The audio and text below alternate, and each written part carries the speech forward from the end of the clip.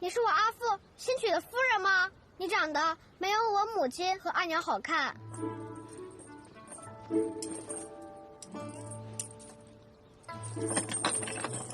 叫什么姨母？叫阿紫。还有，说谁不好看呢？你给我赔！给我赔！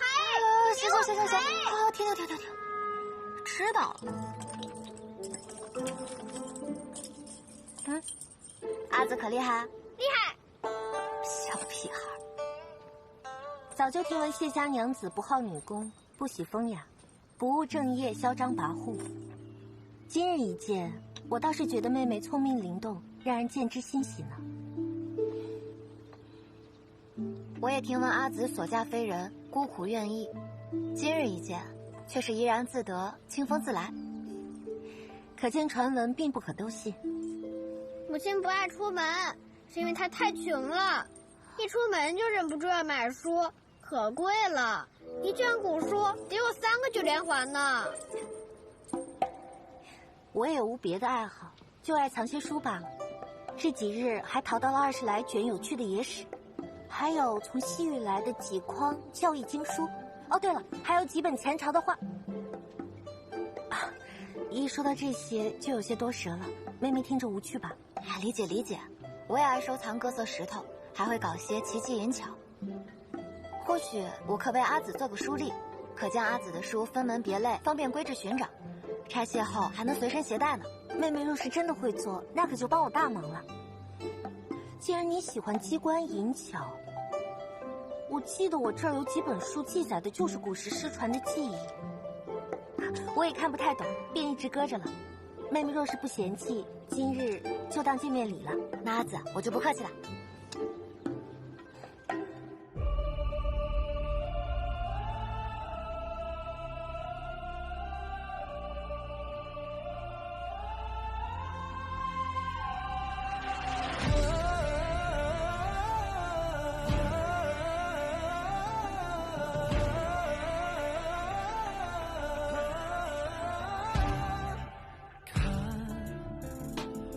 灼灼，怀一腔赤诚，人不枉一生执着，手挥斥方遒，扶风起云涌，常怀想苍穹，矢志不忠，以命为守，勿忘，以魂照肝胆。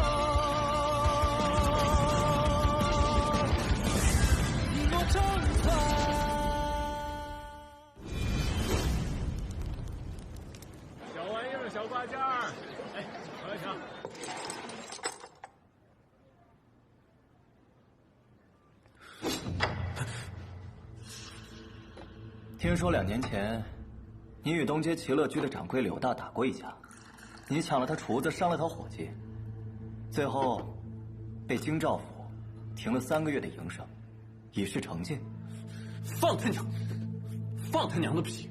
柳大的相好跟着什么京兆府尹是拐了180道弯的心情，京兆府尹偏私枉法，判我停业。呸！什么东西！巧了，京兆尹已经被我杀了。你是靖安王府世子萧烨。世子，这是您要找的妙手公子的账簿。烧了。诺。哎，我。其实你一直都知道妙手公子的真实身份吧？从现在起你不知道了。无论是谁向你打听有关妙手公子的事，你都一概不知，明白吗？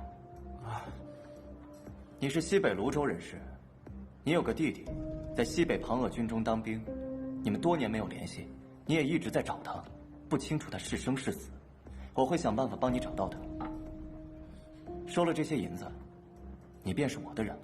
我需要一个西月楼这样的地方，收集健康消息。至于这个西月楼究竟是姓景还是姓蓝，我无所谓，赚的钱也都归你。快答应了，傻了吗你？以后有世子给你撑腰，你还怕他姓柳呢？景兰，听凭世子吩咐。好，从今日起，西月楼开始说话本子，多找几个说书先生，照好听了说。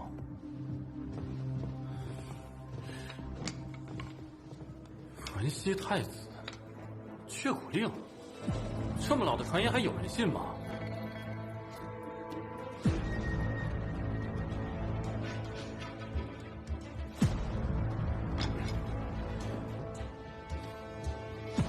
懂，不问不说。把所有打听却骨令下落的人全记下来。诺。还有件事。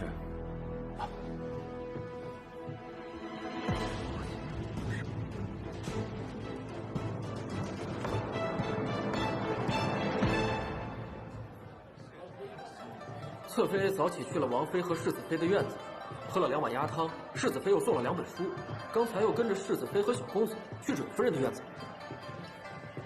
他呀，倒是不拿自己当外人，连吃带打。还不是世子早就跟府中人交代，要善待谢娘子。我就是没明白您图什么，娶回来一个祖宗，还为他花这么多钱买下这座西月楼，就为了不让别人知道他就是妙手公子。您一共才有多少私房钱？你想领军棍吗？世子，谢娘子的婢女和安慰的尸身都已经带回来了。好，去看看谢家玉被蕊生折磨成什么样。哎，我疼，阿紫，我不行，我不行。这儿是涌泉，如果这儿痛呢，说明平时体内有瘀；这儿是足阳明胃经，平日里你脾胃也不太好吧？哎，阿紫，你救我！妹妹忍着些，你现在疼，一会儿按好了可松快了。哎，世子妃啊，昨夜你又是子时过后才睡的吧？你若再如此，别想再有安神汤。两位阿紫，没想到你们关系这么好啊！难不成你也以为我们像外面传的那样，天天都成无忌言？啊，没有。当年我生子期的时候呢，便是世子妃亲自照料。这些年我在外随军，子期也只由她教养。说这府里，谁与我最亲近？不是世子，而是世子妃。就连每月的家书，我也是寄给蕊夫人的。厉害！萧无业，你真是人才啊！治军一流，治家也是。侧妃，世子有请。世子找我。萧无业，你总算是救了我一回。两位阿紫，我先走一步了，不好意思啊。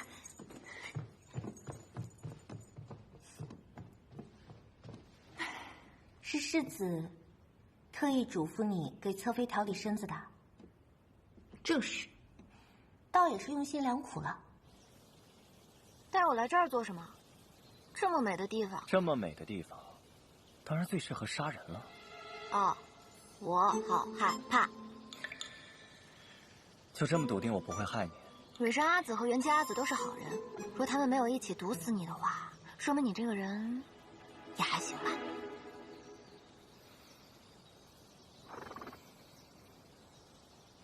这个给你。这是参儿的簪子。你的婢女和安慰的尸首都葬在那里了。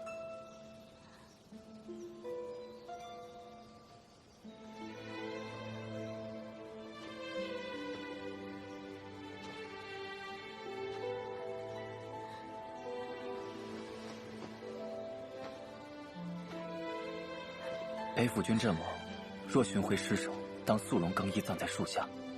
这是我北府军礼。他们是你的忠仆，为主君牺牲也当如此。给他们刻上名字吧。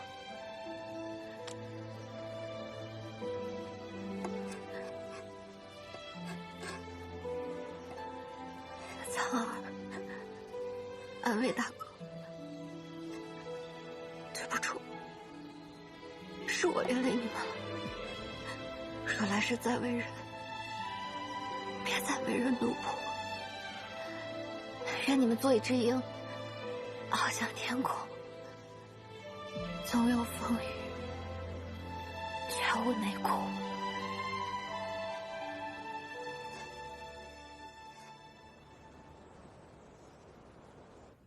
侧妃，您的信。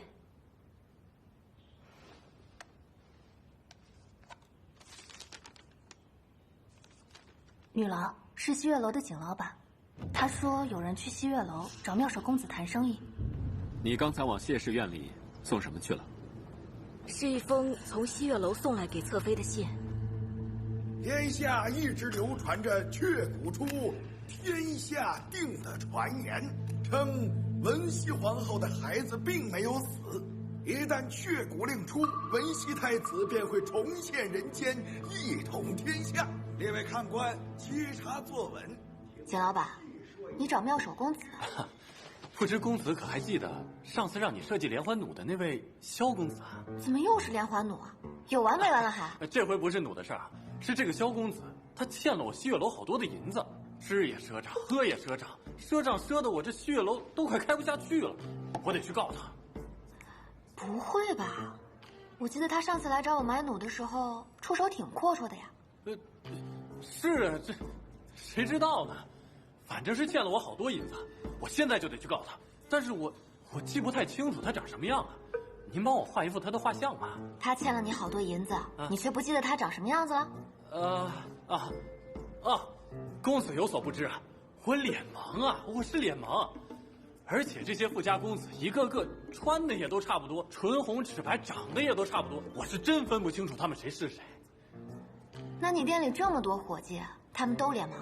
他们倒不都是脸盲，但是他们没有人懂丹青啊，能认得出来跟能画得出来，这是两回事儿啊。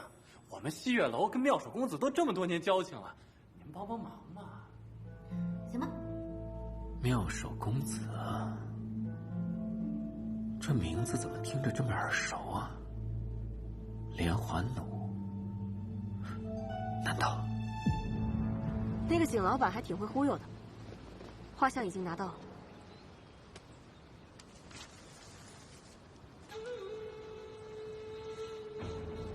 谢家玉可有察觉？上尉，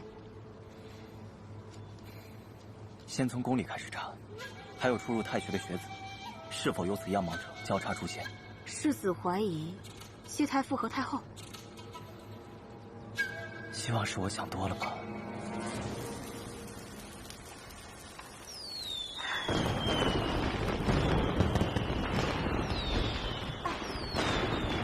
你可知道，这个谢家瑜就是西月楼置卖机巧物事的妙手公子？这名字我不曾听过，但佳瑜妹妹的确会机关制造。哎，她还给我做了个书例。倘若她偷偷在坊间卖些小东西，也不奇怪啊。令背负将士们，枉死的连环弩，就是这妙手公子所造啊！我从谢家瑜的嫁妆箱里搜出了一把连环弩，对比过了，长短形制机关一模一样。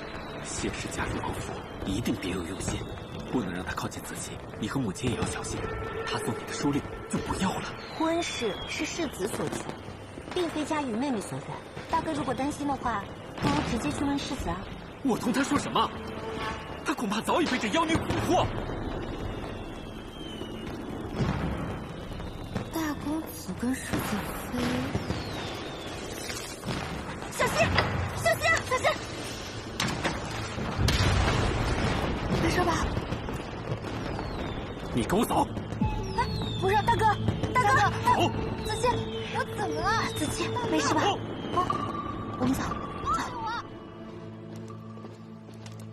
世子，大公子说侧妃要谋害子期，已经闹到祠堂了。旧朝时期盛行炼丹，这烟花就是从那时被人发现的。除了硝石、硫磺、木炭，还要辅以铜铁、棉花等等，可形成不同颜色。我做的烟花卖的可好了。算了算了，跟你说了你也听不懂，我就这么告诉你吧。我要是真想害人，用不着这么麻烦。我哪怕这儿多一点，那儿少一点，保准在场的没一个人能活，也包括你。这么说，你承认你害人了？我可以害人，但不代表人是我害的。你已经害过人了，你就是妙手公子吧？我北府兵就是被你。大哥，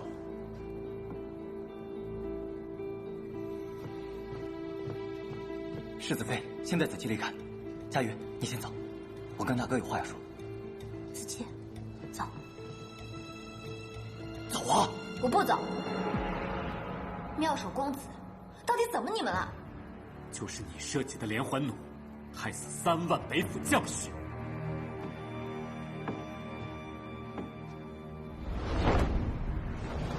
大哥，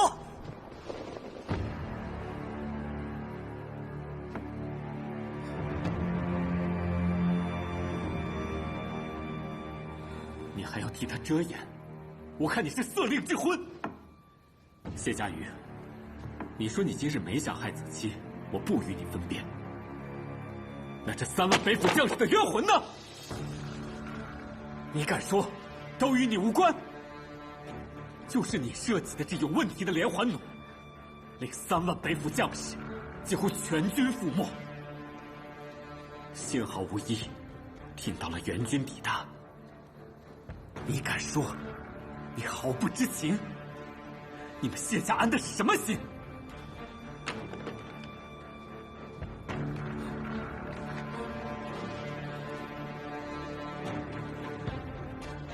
不可能，这爹是弄错了。萧无一，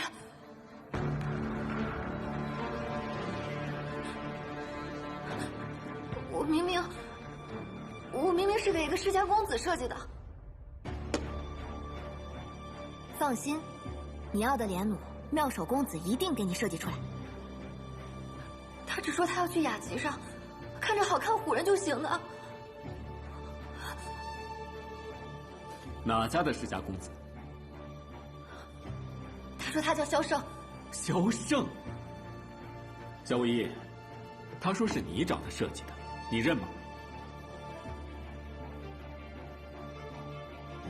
你怎么会叫萧胜？你不是叫萧无一吗？萧胜是我本名，无一是我的字。自从我14岁上了战场以后，便没人再称我为萧胜。怪不得当初青龙偃月来虚月楼找我的时候，听到我说萧胜就生气了。可还是不对啊！当初来找我的不是你，但他一看就是个公子哥的模样。若真如你所言，从一开始他就伪装了身份，那么到底是谁借你之手害了3万北府兵？还有谁又知道你设计出这害人的连弩？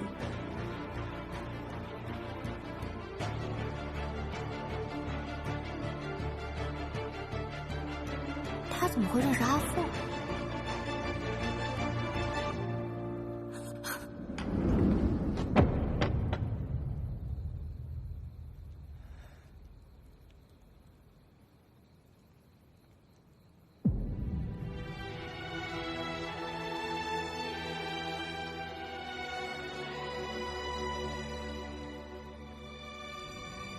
长大后学到的第一件事就是身不由己。你必须当这个棋子。家人，去哪儿？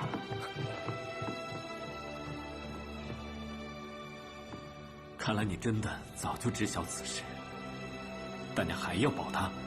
想必大哥看得出来，谢家瑜他并不知情。但此事一闹出去，岂不是让将士寒心？而且这谢氏巧言令色，还未入府就害了这么多北府将士。难道将士们不该知道真相？难道立了块碑，我将士的仇就完了吗？自然不算完。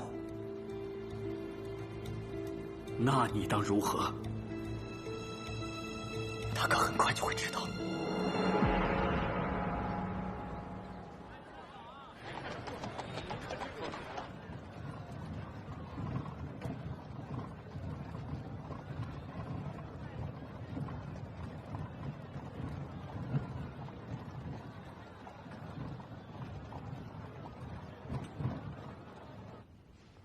阿父，阿父，阿母，阿母，好好，夫人你看，何曾见过夭夭如此文静娴雅的模样啊？世子，我家女儿没有给您添麻烦吧？佳瑜很好，靖安王府上下都很喜欢她。我云昭的女儿虽不说有多出众，但我从来没想过让她嫁得如此仓促，更未想过她要为人侧室。说句心里话，本也没想她能嫁成。佳瑜既为国事入靖安王府，萧氏自不会亏待她，郡主请放心。阿母，世子知我喜欢些机关银巧，便在府中为我开辟一处空地，好让我做自己喜欢的东西。成婚匆忙，有很多东西我都没来得及带走。这次回来也是想将我的一些奇巧之书和工具都拿回去。世子，你和南星一起去我书房，将我那些图纸都拿走，一张都不要落下。我还有话想同阿父阿母说。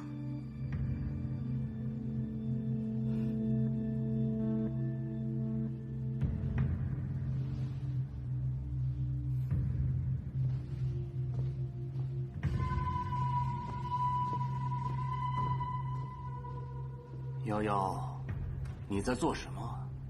你要帮萧无疑改制军械？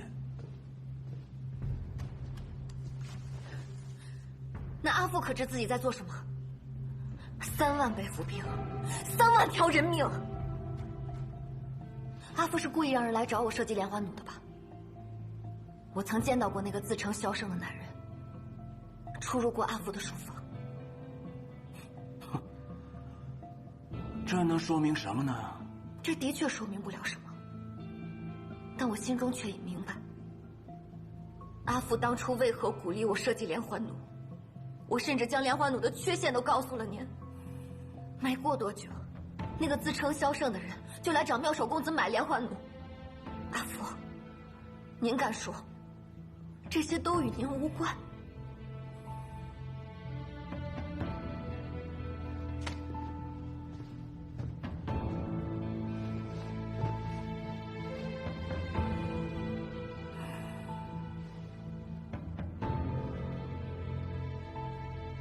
这3口是感谢阿父阿母养育之恩。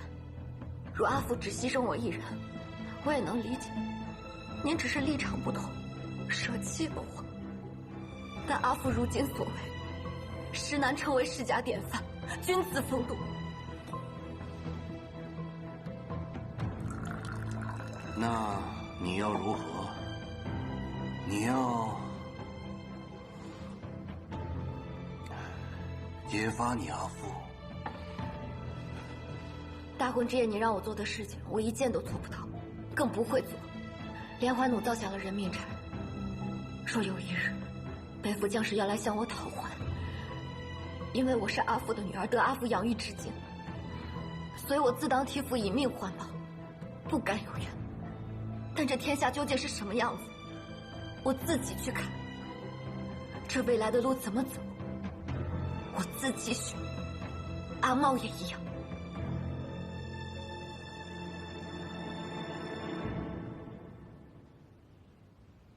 阿母恕罪，这顿归宁宴，夭夭实在吃不下。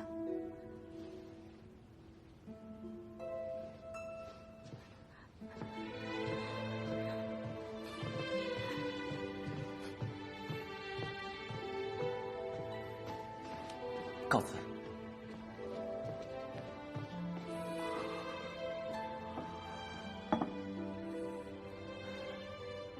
夫人，趁热吃。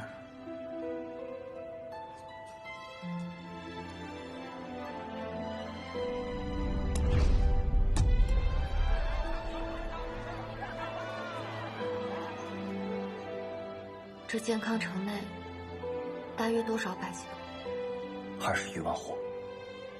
每年的上元节，那是最大的集会。那时街上熙熙攘攘，有没有3万人？应该有吧。那么多人吗？那么多人都是因我而死。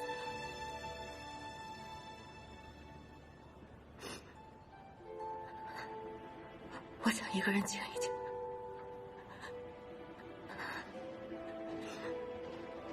青龙偃月，跟紧点，别出事。诺。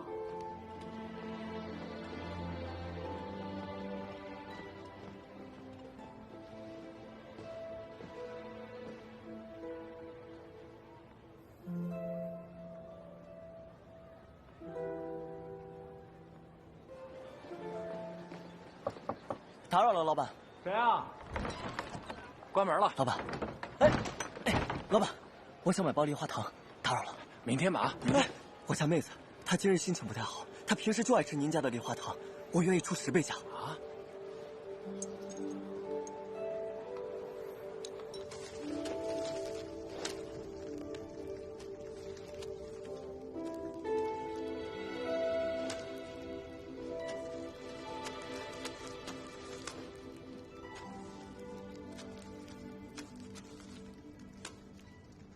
烧了有何用？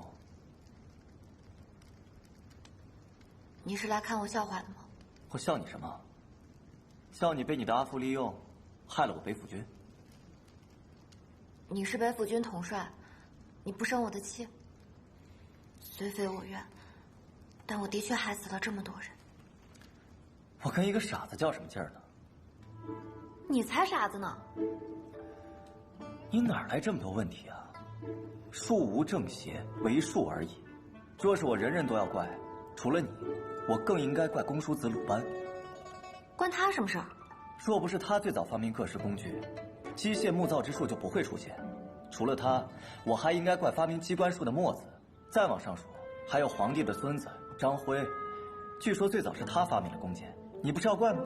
冤有头，债有主，你把他们都给我找过来，我要一个个好好算个明白。你呀，最多就是个从犯。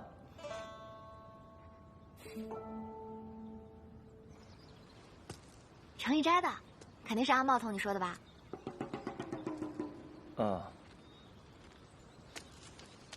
哎，这是阿茂给我的，还是阿茂对我好？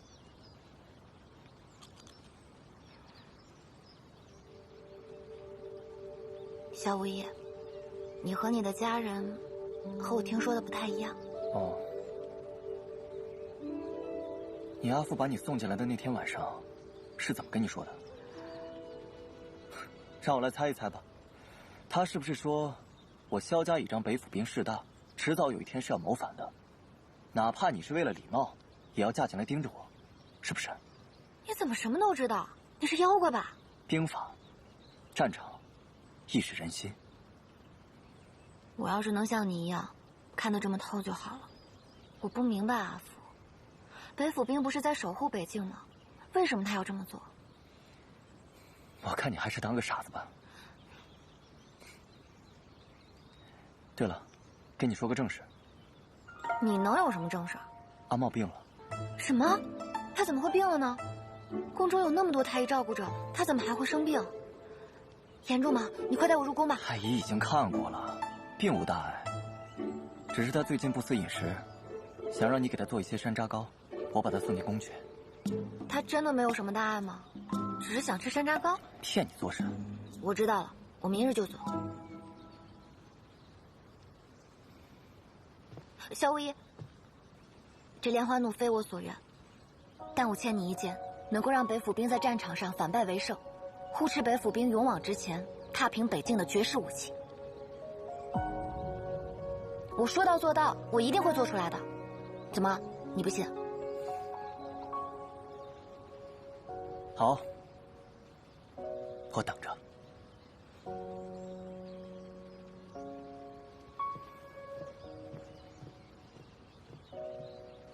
什么？突然笑我做什么？殿下今日生病了吗？世子今日没入宫啊。给谢家瑜找点事情做，别让他整天瞎琢磨。这梨花糖也太甜了，去给我找杯山楂汁来。我看是您自己想吃山楂糕了，您就爱吃酸的。世子，有一事我想不明白，您说按照这谢家瑜的城府，基本上就是被人坑的命。谢太傅费尽心机把人送进咱王府，图什么？难不成真指望他从咱王府找情报回去？谢太傅是散起人心的高手，只不过他算计的，并不是谢家瑜罢了。那算计的是谁？想不明白就去问颜月吧。我才不问他，我会自己想明白的。这是朝廷赏赐，卢大勇，你带着兄弟们拒领赏赐，是想抗旨吗？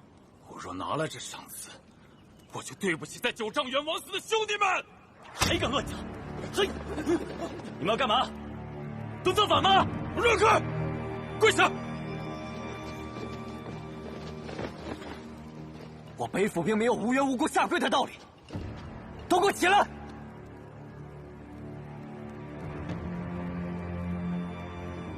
名册给我。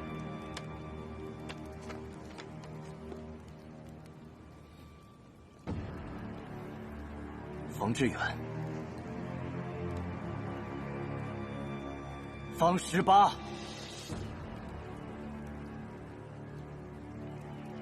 曹兴安。世子，九丈原一战，3万弟兄为什么会枉死？当时武期间特意赶制了一批连弩，他们说这连弩能一箭9发，可谁知到了战场上，这连弩用不了几下就失了准头，所以我们才知。设计连弩者，正是您新纳的侧妃谢太傅之女谢家瑜。敢问世子，您求娶谢家瑜，可是为了向士族求和？您要参与北秦和谈，是不是就忘了我们与北秦的血海深仇？放肆！住手！军口无实。诺，来人，带走。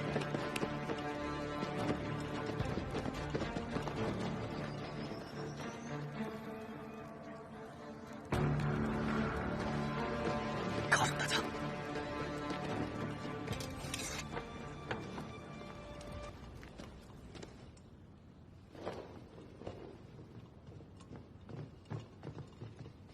世子，属下无能，还是走漏了妙手公子的消息。是否是大公子所为？他不满您不处置谢娘子，故意在军中散布消息？不，或许是太后。宫中那个贾孝胜的线索找到了吗？还没有。世子，眼下军中恐怕已经混入了奸细，若不给个说法，伤的恐怕不止世子一人，甚至军中会发生哗变。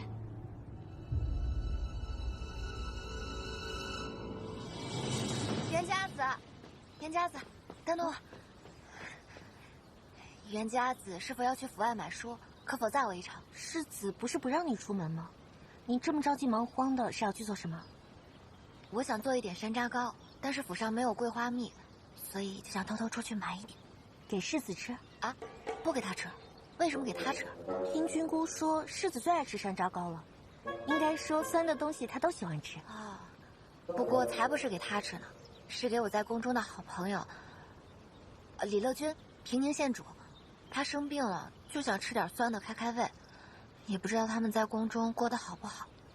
你说，宫中那么多太医宫人，怎么还会生病吃不下饭呢？袁家子，你是太后的亲侄女，你肯定最了解太后了。太后她老人家可还好相处？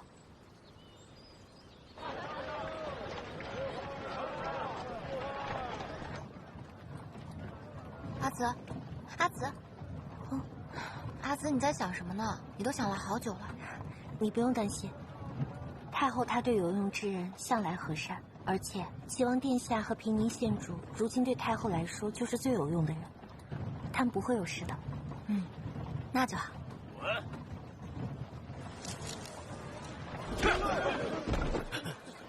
阿大，田超，赶紧滚！一个哑巴也想入禁军，你也配？怎么让你滚听不懂吗？你怎么听不懂呢？啊！敢动手！住手！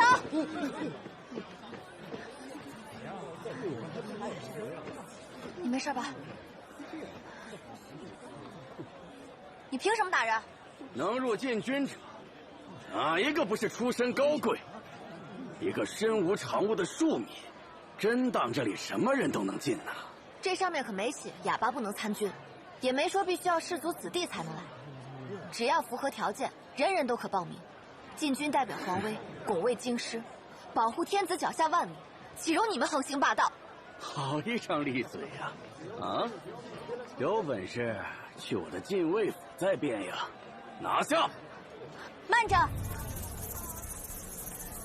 阿紫，禁军统领大多背景深厚，世家出身，莫起冲突。原来是靖安王府的夫人们呐！萧世子艳福非凡，不知今日出门的是哪2位夫人？与你何干？好奇嘛！今日在酒楼听了个话本子，说害死北府兵3万将士的妙手公子，就是靖安王府新纳的侧妃。这萧世子少年风流，心胸开阔，连害死北府兵的罪魁祸首都能娶进家门。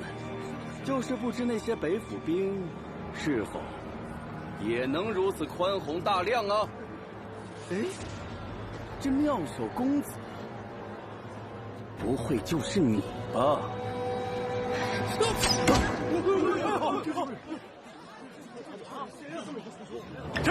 谁使的剑？岳清扬，你有这耍嘴皮子的功夫，不如多练练兵，多花几分心思在正事上，也不至于长沙王逼宫之时，你的人都吓得尿了裤子，还得等我北府兵千里来救。回府！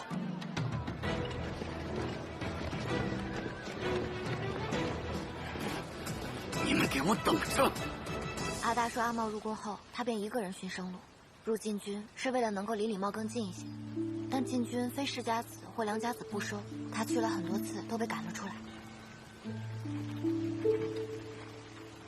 你是为了离阿茂更近一些？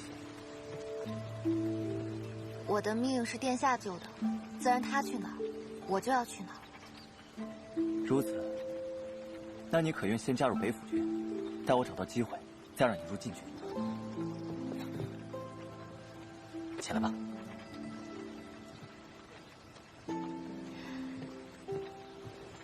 谢萧世子，走吧。哎，干嘛？谁许你走？不是你干嘛呀？谁让你出府的？大婚当日我就警告过你，少顶着世子侧妃的名义惹是生非。我哪里惹是生非了？不是你让我做山楂糕的吗？那没有桂花蜜我怎么做？阿茂他就不爱吃酸的。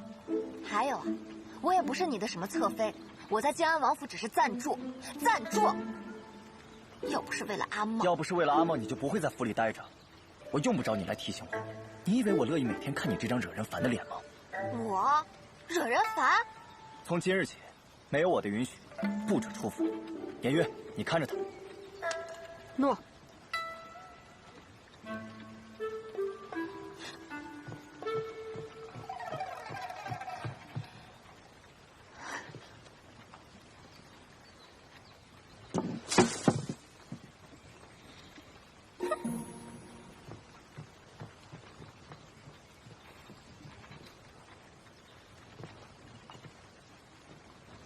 想说什么就说。世子是为了保护谢娘子，说是同她好好说，谢娘子未必不肯听。我不需要。世子有消息了，贾萧胜是太后所为。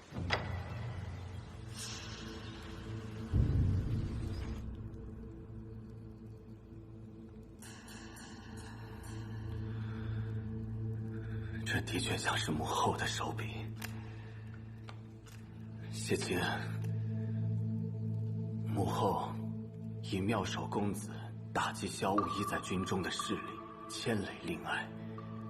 若萧无一真的对令爱下手，你可怨太后？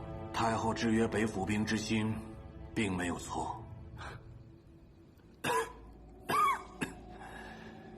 罢了，母后要权，萧无一要北伐。你要世家之名，百官要他们的乌纱帽、礼帽。礼帽要什么朕不在乎，你们在朕面前耍尽心机手段，朕也都不在乎了。朕横竖也就还剩这1、2年的光景，能撑便为你们撑着，撑不住倒下来，这天下便随你们闹去吧。朕累了，退下吧。臣领旨。谢卿，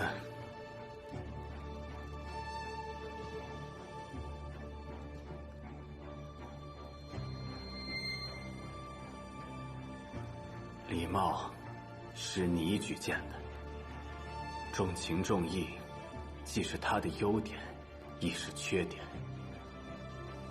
萧无一对他有救命之恩，稍有不慎，便可能沦为萧无一的傀儡。朕不想去了地下，无颜面对列祖列宗，说朕选了一个亡国之君。如今我虽给了他监国之尊，但倘若他不能令朕满意，朕也不会立他为主。太傅明白。陛下放心，萧无一与齐王这盘棋的棋眼便是小女佳瑜。齐王仁善，但再仁善之人，心有不足便会生欲。这世间最能激起人心欲望的，便是眼睁睁看着心爱的女人与自己渐行渐远，却无能为力。你把亲生女儿送进靖安王府，算计的就是礼貌的野心。陛下英明，太傅果真是我大业的忠臣。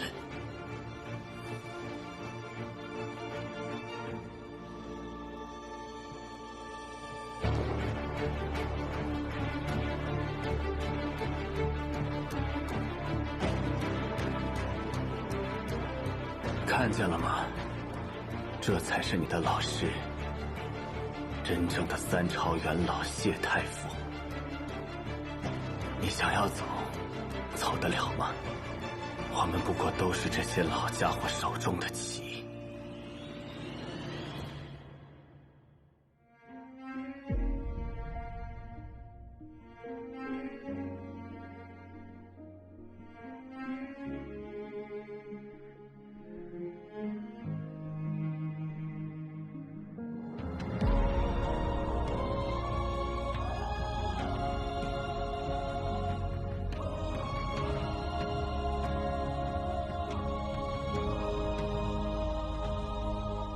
心追随着你的温热，回忆勾勒你的轮廓，天地在耳边寂寞。若你是风，代价为何？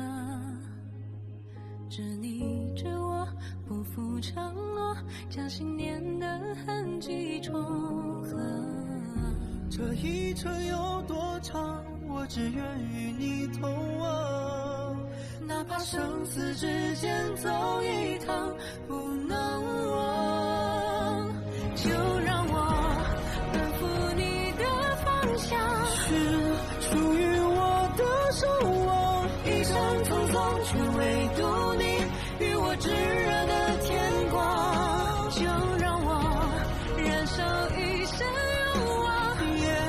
拉住你的手掌，光阴距离不可阻挡，两颗心同去同归，至天荒。